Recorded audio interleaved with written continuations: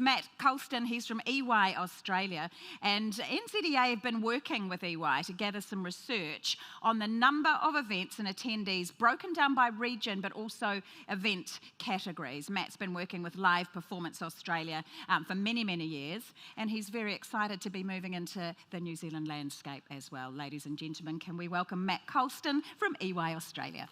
You better think about what you're trying to do to me. Think, let your mind go, let yourself be free. Let's go back, let's go beyond. Thank you, Kate, and I'm just a little bit disappointed. I thought that verb was for me. So welcome everybody, and I'm glad to be and glad to be the first presenter. It's always good when there's a bit of energy in the room. My name is Matt Colston. As Kate said, I'm from EY. I head up our sports events and venues practice in Asia Pacific and have been working in this space for about 20 plus years. So we do a lot of work, obviously in Australia and New Zealand, but also globally. Just got back from the Glasgow World Cycling Championships that were held for the first time about a week and a half ago, where all the disciplines came together for the first time, so a massive event for cycling. So from there to lovely Auckland. So thank you all for having me. As Kate said, the work that we're talking about this morning is a piece of work we're doing for New Zealand Events Association, which is looking at the analysis of the number of events, attendances and ticket revenue for the industry. So, and we're doing that in a staged process. So what I want to talk to you about today is the actual piece of work, why we're doing it. We'll look at the first quarter of data that we've got, and there's some caveats around that. And then we'll talk through the work that we're doing with Live Performance Australia, which we've been doing for, I think, since 2008, which this piece of work is trying to sort of emulate. And that's a piece that's been going for a long time. We get data from 100 data providers across each of the states in Australia, and it's used extensively across the industry. So just a bit of an overview of sort of where we are and where we want to get to. At the moment, we've developed what we're calling the first quarter report of the events in New Zealand. We're looking at number of events, attendances. We're getting data from about 16 regions. That's what we're trying to do, and we're looking at the events across different categories. So we've got 6 different categories there. So you'll see arts, culture, community events, exhibitions, live performance, spectator sporting events and participation sporting events. So they're the sort of categories that we're looking at. At the moment, we've only managed to get data from 11 regions. And we'll talk about it a bit later, but we are also trying to get data from the ticketing providers, which is a big part of the industry. So that's where we're sort of working to. As you'll see in the next stage, we want to also bring in ticket revenue, and we want to make sure we get data from all the regions and also from the ticketing providers. So, and then the last piece in that sort of puzzle, on the far right-hand side, you'll see we've done this in Australia, is looking at the value of the industry. So from an economic perspective, what does the industry drive? Jobs, contribution, which is important if you're looking for investment for the industry with government, it's the first thing they want to look at. So that's the sort of journey we want to go down, and we're hoping that we'll get the support from the sector to do that. So why are we doing it? This is really based on the experience we've had in Australia for the 10 or 15 years we've been doing it. It gives an idea of the size and scale of the industry, and then also some really key important economic data, which again are something that government tend to focus on when you're looking at trying to invest in the industry or influence policy. So that's been really important. And then we're starting to build into it some of the other benefits, some of the non-measurable benefits, although we can measure some of them, that these wonderful major events bring to the destination. So, civic pride, community cohesion, the branding is a big one, obviously. Depending on the types of events, you'll have certain health outcomes, particularly for sport participation events. And and value of volunteerism, for example. So, and I guess when you look at, and we're both lucky to host the FIFA Women's World Cup, and from a civic pride perspective, I don't know about you guys, but it was amazing, and the atmosphere around the stadiums and around the cities was unbelievable. So, they're the sorts of things we talk about when we talk about civic pride. Based on the work in Australia again, just some examples of how this data has been used, and we'll get to further down the track. I'll take you through some of the data in detail, but it has been used quite extensively, and it's been successful in a number of states getting funding for large-scale major event or cultural infrastructure. So we've had our state government in Melbourne commit about $1.7 billion to a redevelopment of arts precinct. And the data that we had developed was a big part of that decision-making process. A lot of the promoters and venues, for example, use the data around developing their own strategies about which events they might bring, into which sectors, into which states. And then the policy decision is another one, and we saw this in COVID, when the industry was in a lot of financial difficulty. There was policies put in place to help the industry get through COVID, and that data played a big part of that. So that's the why we're doing these things. So to the first quarter of the report we're doing at the moment, as I said, there's some caveats around it because we haven't collected all the data we want to collect. So being able to draw out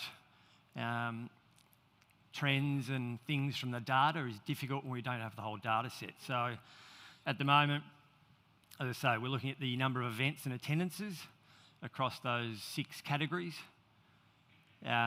We have data from 11 regions, but not all the councils within those regions have provided data, so there's some gaps there. And then the main one, which is an ongoing discussion, is just around the major ticketing companies and the data they provide, which is obviously a significant part of the industry.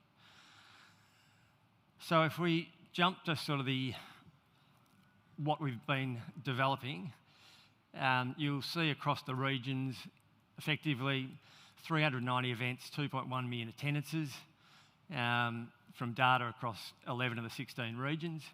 As I said, no ticketing company data. And look, it's interesting in that you look at the data now, as I say, it's not a full set of data.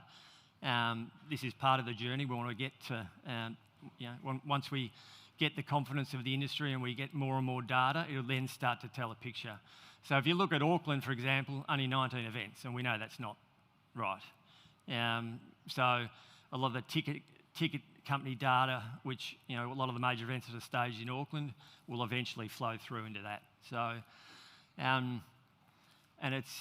so it is a very small sample of the data. We sort of suggest it's based on our experience in Australia that we've probably got at the moment about 30 to 40% of the data. So still a long way to go, but we're very keen to get to a point where we get most of the data. And in Australia, I think we get about 95% of the industry across the whole of Australia. So that's where we want to get to. And Elaine and I Elaine from New Zealand Events Association has been very supportive in the work we're doing. So she's been a huge help in trying to get the regions and the ticket providers to provide their data. So just flicking to the next slide. This just talks in a bit more detail about the categories that I mentioned. So the categories here we're looking at are a little bit different to what we do in Australia, and I'll talk about that in a sec. So we've got 6 categories: arts, culture, community, exhibitions, live performance, and then sporting events. And so they're both spectator-based and participation-based. So that's what we subcategorise it down by. Obviously, live performance component is the largest at the moment, but again, it's a small data set. And then we also try and understand what's driving that data. So, for example, live performance, when you look at the moment, it's the biggest component of the sector, and you look at the events that make up part of that, you've got two very successful artists that came out to New Zealand that will drive, large attendance volume. So you can then start to tell some stories through the data once you have the full set of data and you understand the events that are taking place. So the other really important part for me and for the industry is there's always concern around data and confidentiality of data. So people are reluctant. It's a very competitive industry, so people tend to be reluctant to provide data to someone. The experience that we had in Australia is that having us as an independent person within that transaction gives the industry a lot more confidence. So all the data comes to us. So it comes to a secure mailbox that's not shared with anyone else in detail. The only data that's shared is the data that we saw up there. So it's shared in aggregation, which is really important. And it's, it remains within EY, and that's where it goes nowhere else. So that gives the industry. It was a process we went through in Australia as well, and I think it was a big part of it to get the industry confident that the data's not going to go anywhere else. So that's what we're doing here in New Zealand, and as I said, we're on a journey, so we want to get through those sort of three phases to get to something like what we've done in Australia. So in Australia, it's a little bit different, so our categories are different, so we don't do sporting events, we don't do the business exhibition events, it is purely live performance, and we have 11 different genres across live performance, so your ballet and dance, contemporary music, theatre, comedy, so 11 genres. We collect ticket data, attendance, revenue, and we collect it by location across each of the states in Australia. And what that enables us to do, and as I said, we've done it since, EY's done it since 2008, so it enables a really long-range trend of the industry and the sector across multiple categories, across locations, across ticket types. So it's a really useful tool for, as we talked about before, whether it be promoters, venues, government, people who are looking at investing in the industry, to really understand the detail of what is happening within an industry across Australia. So you'll see obviously the numbers here of the 2021 report, our 22 report's coming out in about a month's time, and this was heavily impacted by COVID. But you look at the peak of the Australian sector was about $2.1-ish billion in ticket revenue, and about 23 million people in attendances. And we break it down by state. We also look at individual states. We can break down by either attendance, either by ticket revenue. We look at average ticket price. So again, another useful piece of data for the industry. We can do average ticket price by genre. So again, someone who's thinking about investing in or bringing in an event, they can use this data to help set their ticket pricing. So it's used quite extensively across the industry. I guess if you look at the results of the 21, again, they're skewed by COVID. So musical theatre being the largest. Historically, our contemporary music genre has been the largest, given the large international touring acts that we get in Australia, which didn't happen during COVID in a large scale. So